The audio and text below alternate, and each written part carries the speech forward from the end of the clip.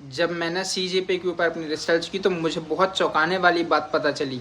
तो इसकी शुरुआत 15 मई 2026 को एक टिप्पणी से होती है जिसमें सूर्यकांत आर जी ने बेरोजगारों को कॉकरोच कहा था, जिसके बाद 30 साल के युवा अभिजीत दीपके ने इस एक मजाक को आंदोलन तक बदल दिया, जिसके लिए इन्होंने सोशल मीडिया इंस्टाग्राम पर एक पेज बनाया सीजेपी नाम से, कॉकरोच जनता पार्टी के नाम से। और आश्चर्यजनक रूप से इसमें मात्र 10 दिनों में 22.8 मिलियन फॉलोअर हो गए।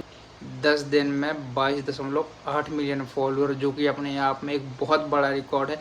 लेकिन यहीं से कहानी में आता है ट्विस्ट। बीजेपी के आने से एक अच्छी चीज़ तो हुई है कि हमारे देश का युवा जागरूक हुआ है, सरकार के खिलाफ आवाज़ उठा रहा है और हमारे दिए हुए टैक्स का हिसाब मांग रहा है। ये सब तो भारतीय जनता सरकार और भारतीय जनता के बीच का मामला है, लेकिन सीजेपी की सच्चाई इससे कहीं ज़्यादा हटकर और काफ़ी कुछ अलग है। सीजेपी पेज के संस्थापक अभिजीत दीपके जी, जो कि महाराष्ट्र के छत्रपति संभाजी नगर के निवासी हैं, लेकिन इनका प्रेजेंट में रहवास है अमेरिका में, जो कि भारत की आर्थिक स्थिति से पूरी तरह अनभिज्ञ है। सीजेपी से जुड़ी मैंने अपनी रिसर्च में इनके फॉलोअर की जानकारी ली, तो जो नंबर मेरे सामने आए हैं वो बहुत ही हैरान करने वाले हैं।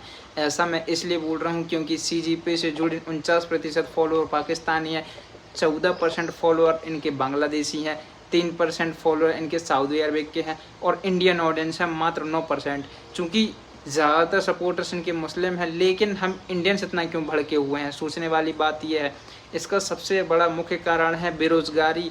बेरोज़गारी में आदमी वैसे ही परेशान था, युवा वैसे ही परेशान था, लेकिन इनके बयान ने आग में घी डालने जैसा काम किया है।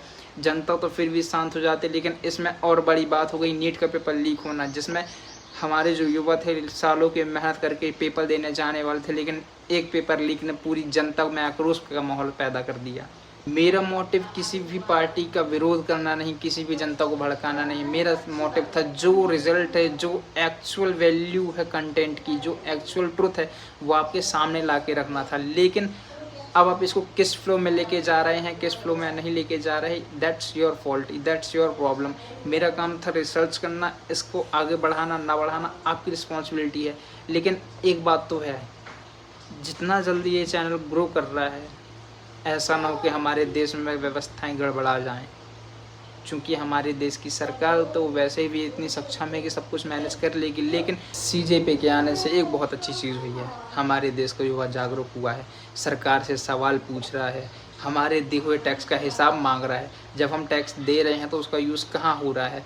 बहुत ही हैरानी वाले इन सब कॉन्सेप्ट में यदि हम बहुत डीपली जाएंगे तो वीडियो बहुत लंबी हो जाएगी और इसमें हम फंसते जाएंगे, क्योंकि करप्शन इतना बढ़ चुका है, घोटाला इतना बढ़ चुका है, सारी सुविधाएं यहाँ वहाँ अस्त व्यस्त हो चुकी हैं, युवाओं की तरफ कोई ध्यान नहीं है, सब डिफेंस में लगे हुए हैं, दुनिया बहुत ही कसमसी चल रही है।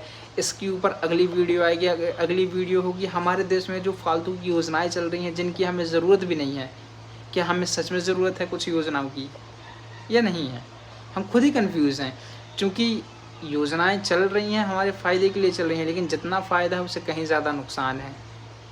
इसका टॉपिक आएगा नेक्स्ट, तो आप इस वीडियो को बने रहिए और हमारे चैनल को सब्सक्राइब करिए।